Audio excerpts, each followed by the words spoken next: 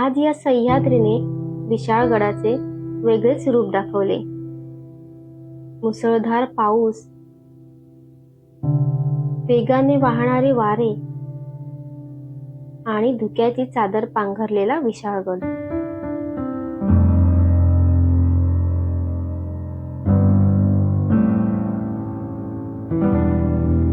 सकाळी 7ला लांजामधून म्हणजेच स्वतःच्या गावातून माझी विशाळगडाच्या प्रवासाला सुरुवात झाली.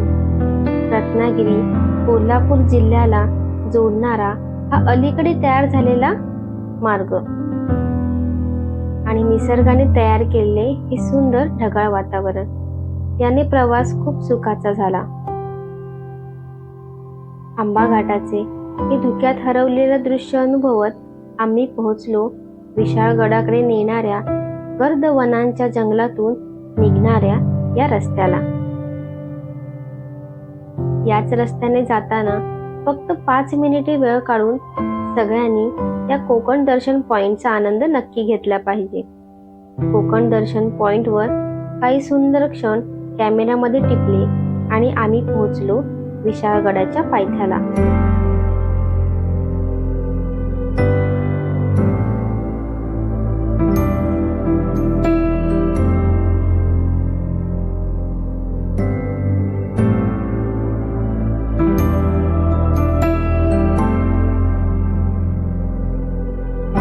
पायथ्याला पोहोचताच पाऊस आणि धुक्याची तीव्रता आणखी वाढली.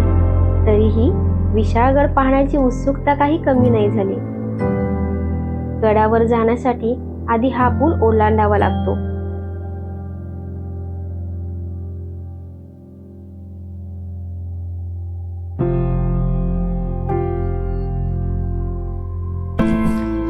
हा अलीकडेच घातलेला विशाळगडाचा पूल आहे, जो विशाळगड आणि जो पलीकडचा भाग आहे त्याच्यामधल्या दरीला जोडतो. आणि याच्या खाली जी दरी आहे याच दरीचा आधी वापर होऊन लोक विशाळगडापर्यंत पोहोचत होते. पण आता तुम्हाला दाखवू शकत नाही कारण अर्धा पाऊण तास झाला मी ते वेट करते. पाऊस थोडासा थांबेल, धुकं थोडं कमी होईल आणि तुम्हाला काही दाखवू शकेल, पण नॉट पॉसिबल. त्यामुळे आपण पुढचा रस्ता घेऊयात.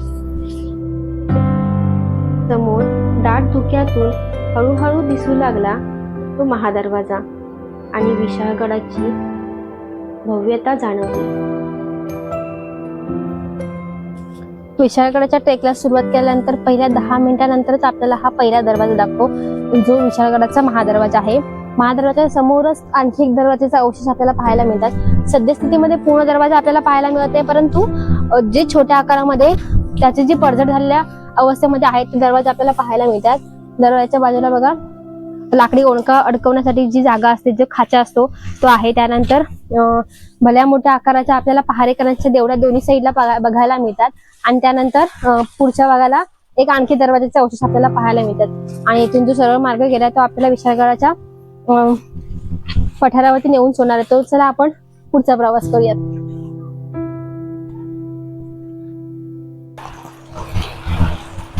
महादरवाजातून जी वाट सरळ येते त्याच वाटेने आपण सरळ यायचं आहे. जोपर्यंत आपल्याला हा अशा प्रकारचा बोर्ड दिसत नाही तोपर्यंत आपल्याला कंटिन्यू यायचं आहे. बघा हा अशा प्रकारचा आपल्याला बोर्ड दिसतो, तर त्या बोर्डच्या बरोबर सरळ डायरेक्शनला आपल्याला जायचंय. कारण पुढे अजूनही काही गोष्टी आपण नंतर पाहू शकतो, पण आपल्याला ज्या महत्वाच्या गोष्टी पाहायच्या आहेत त्या किल्ल्यात आपल्याला इथे पाहायला मिळणार.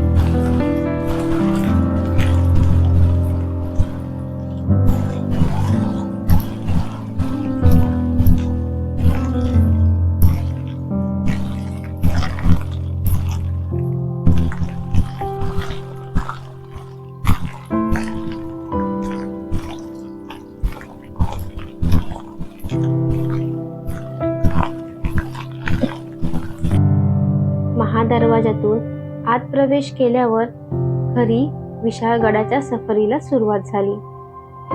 आम्ही गडावरील मंदिरे पाहायला सुरुवात केली. गडावर अनेक मंदिरे आहेत. प्रत्येक मंदिराचं वेगळं महत्व आणि शांत वातावरण अनुभवत आम्ही पोहोचलो विठ्ठल रुक्मिणी मंदिरामध्ये.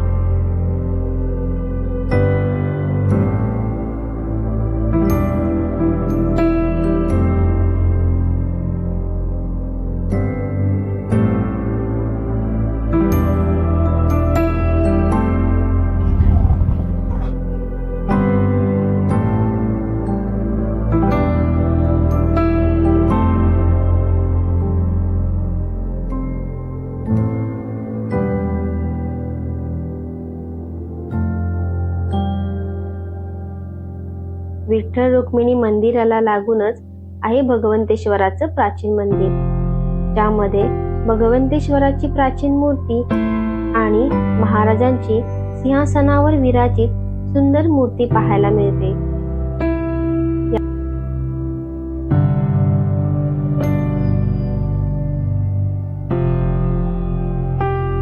याच दोन मंदिरांच्या मागच्या बाजूला आहे गणेश मंदिर.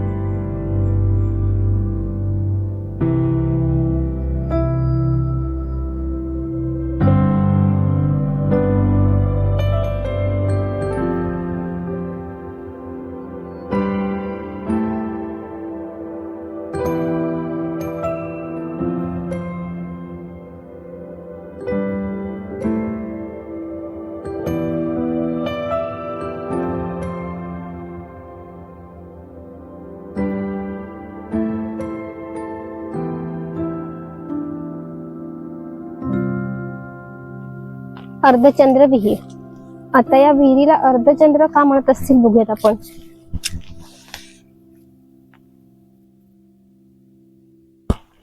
विहिरीचा आकारमान जर आपण पाहिलं तर पूर्ण गोलाकार दिसतंय आणि त्याला तिन्ही बाजूने कोनाड्या आहेत आणि एका बाजूने खाली उतरून आपण पाणी काढू शकतो असा आपल्याला एक मार्ग दिसतोय जो ओपन आहे आणि बाकीच्या तीन बाजूने फक्त कोनाड्या पाहायला मिळतात.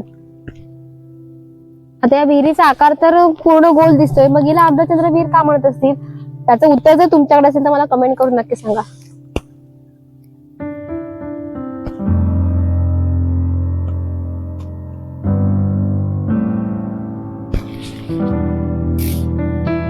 अर्धचंद्र विहिरीपासून आपण समोर आलो की सरळ आपल्याला काही अवशेष पाहायला मिळतात.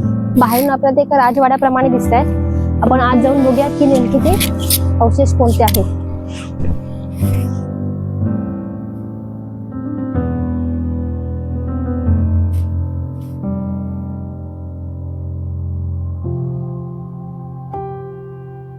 आज या ठिकाणी फक्त भग्न भिंती आणि उरलेले अवशेष दिसतात, पण एकेकाळी इथे राजकीय घडामोडी घडत असतील अशी कल्पना करताच इतिहास डोळ्यासमोर उभा राहतो.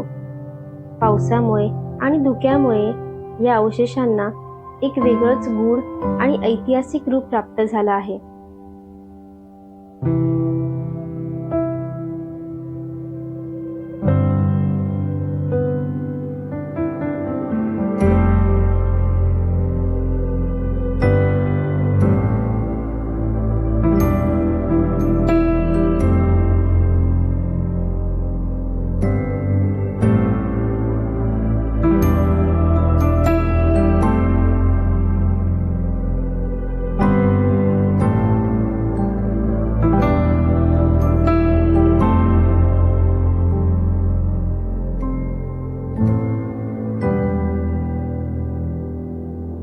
गडाच्या एवढं उंच भागावर अशा प्रकारची पाण्याची व्यवस्था पाहून आश्चर्य वाटतं.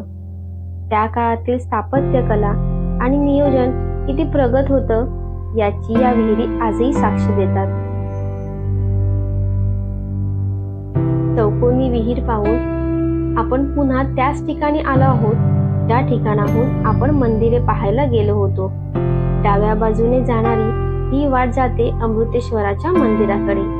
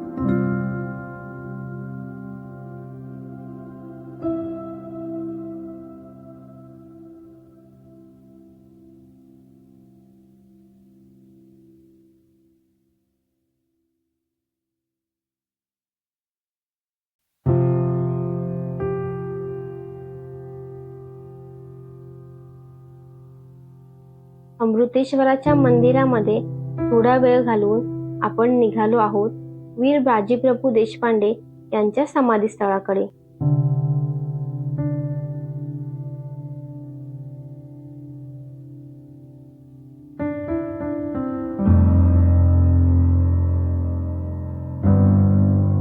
राज्यासाठी प्राणांची आहुती देणाऱ्या या पराक्रमी मावळ्यांच्या समाधीसमोर उभं राहिल्यावर मनात आपोआपच आदराची भावना निर्माण होते. काही क्षण आम्ही इथे शांतपणे थांबलो आणि त्या महान बलिदानाला मनापासून अभिवादन केलं. बाजीप्रभू देशपांडे यांच्या समाधीचे दर्शन घेतल्यानंतर आपण आलो आहोत शिवकालीन लाकडी पुलाकडे. आज आपल्याला दिसणारा हा पूल जतन करून ठेवण्यात आला आहे. हा पूल पाहताना शिवकालीन बांधकामाची कल्पना येते. या ठिकाणी उभं राहून इतिहासातील अनेक घटना डोळ्यासमोर उभ्या राहिल्यासारख्या वाटतात.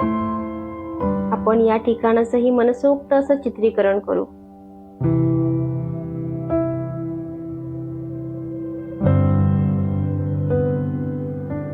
विशाळगडावर असणारा हजरत मलिक रेहान दर्ग्यापासून जी वाट उजवीकडे येते ती घेऊन जाते आपल्याला मोंढा दरवाजापाशी.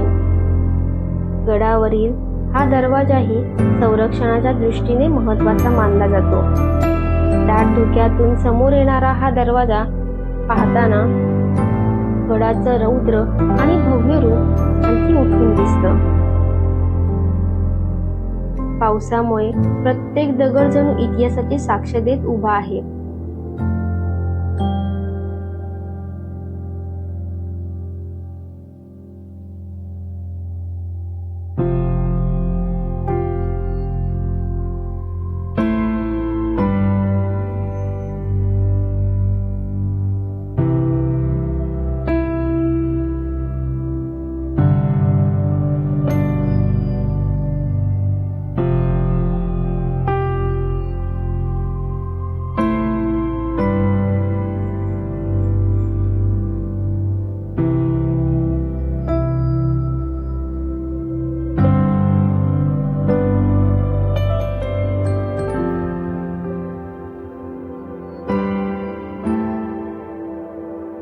या गडावरील शिवकालीन तोफा अनेक वर्षे उलटून गेली तरी आजही या तोफा विशाळगडाच्या वैभवाची आणि लष्करी सामर्थ्याची साक्ष देत उभ्या आहेत.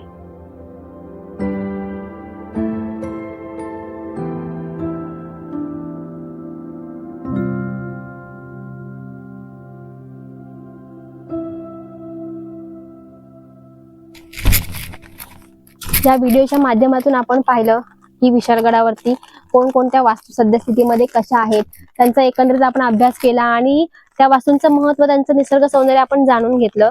परंतु विशाळगड अनुभवायचा असेल किंवा विशाळगडाचा इतिहास अनुभवायचा असेल तर फक्त वास्तू पाहून होत नाही, तर त्याचा जो जिवंत इतिहासाला लाभला आहे किंवा इतिहासाचा एक साक्षीदार या विशाळगडला मानलं जातं, तो साक्षीदार कशा प्रकारे आहे आणि महाराजांचा, छत्रपती शिवाजी महाराजांचे त्या विशाळगडाशी जोडलेलं नातं किंवा खेळण्यापासून विशाळगड हा जो विशाळगडाचा प्रवास आहे तो काय आहे हे आपण नेक्स्ट व्हिडिओमध्ये पाहणार आहोत. तर नेक्स्ट व्हिडिओची उत्सुकता तुम्हालाही असेल. हा व्हिडिओ कसा वाटला मला कमेंट करून नक्की सांगा. व्हिडिओ आवडला असेल तर लाईक करा, शेअर करा, चॅनलला सबस्क्राईब करायला अजिबात विसरू नका. भेटूया एका नव्या ऐतिहासिक व्हिडिओमध्ये. जय शिवराय.